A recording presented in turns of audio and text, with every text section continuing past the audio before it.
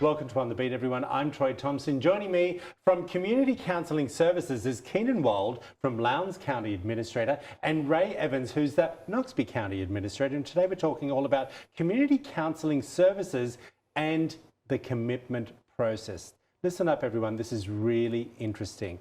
Why do we actually need this to begin with, my friend Ray? And what is a civil commitment? I know what it is, yes, but explain it in layman's terms for our audience at home. The civil commitment process is the process by which a family member or a caring friend can actually force someone into treatment when they may not necessarily want to go into treatment. All right, I want to ask you the wording force. Yes. Okay, now, does that mean what we see in the movies? The ambulance arrives, no, we're putting them in straitjackets, doing this horrible, inhumane issue and intervention-wise. How does this work?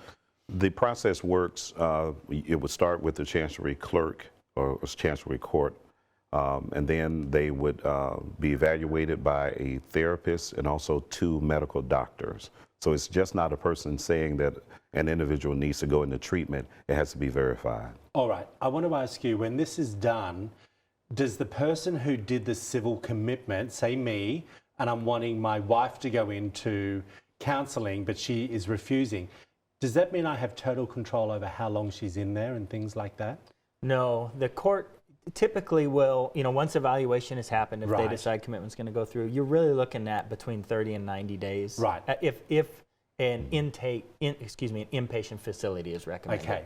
So. That clears a lot up for a lot of people at home, because when you do a civil commitment, those words do scare people, and it's almost like they can't get out.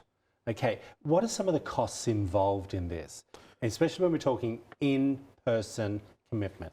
There is a minimum cost to the individuals filing the paperwork, and that cost is about $150. That's all? That's all. And what about the cost of in-house treatment? The cost of in-house treatment, the state or the county picks that up. So that's not a direct cost that the family will incur. This is wonderful. Yes. I had no idea about that. Yes. I think that's great. And it allows people who can't necessarily afford to go into these facilities that, guess what? There is someone out there that can help you with that as well. Let's talk about what happens after the judge does the commitment. What's the next step? They are transported to the institution when a bed is available. Right. And they get the care and the treatment and whatever they may need at that time. And then when they come back, they are integrated back into the community system. And so for us, that's community counseling services. So they come back, they get a counselor, get a psychiatrist, if they don't already have that connection. And hopefully it's a nice, smooth transition back into productive community living. Okay, is this drug and mental, or is it mainly on the drug side of things? Drug addiction, I should say. It is both. Right. It is both together. Anything that puts the person in danger, right, in harm of themselves or of others. Of others. Now, we touched very briefly between this 30 and 90-day commitment. Who determines that time limit? Basically, it's up to that person and the progress that they're willing to make. If they're involved and engaged, then their time will be shortened. And if there's other things that they need to work through, that time may be extended. What happens when someone is released? Now, you said before that it's a slow process. Explain that, if you can, a little bit more deeper.